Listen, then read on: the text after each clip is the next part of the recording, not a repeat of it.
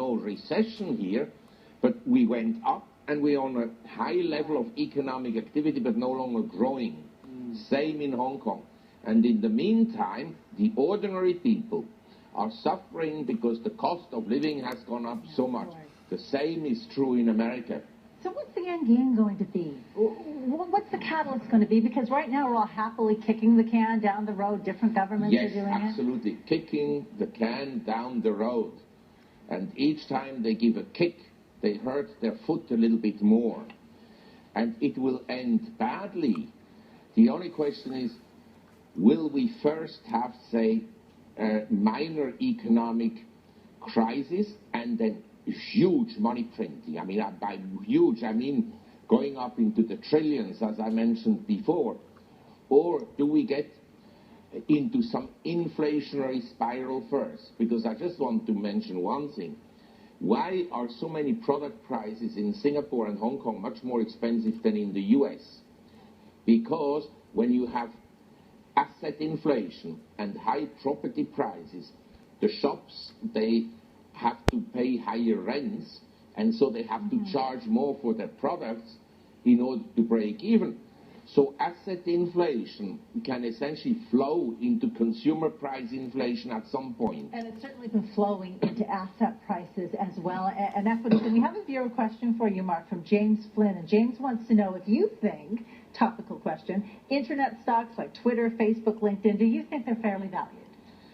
I don't think so. But, you know, some technology companies will survive and maybe do well.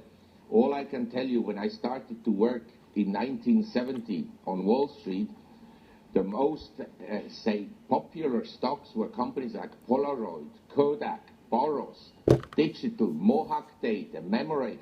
Most of these companies have disappeared. Edward Land, who had more patents at Polaroid than any other person in the world, his company also went bust. Technology, I'm not interested in technology. You can make a lot of money. You don't own any.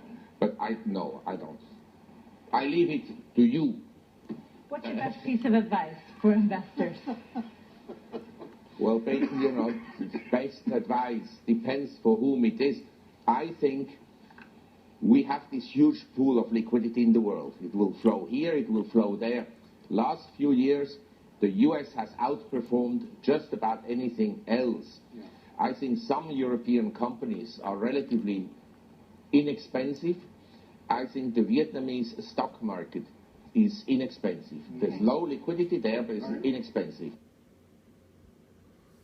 Yeah, so he's saying buy European stocks, buy the Vietnamese stock market, and I'm sure you look around for other markets that are cheaper. He didn't seem particularly gloomy. He's going on with that same theme that he's saying that central banks will print and print and print, and eventually it's going to get us into a lot of trouble.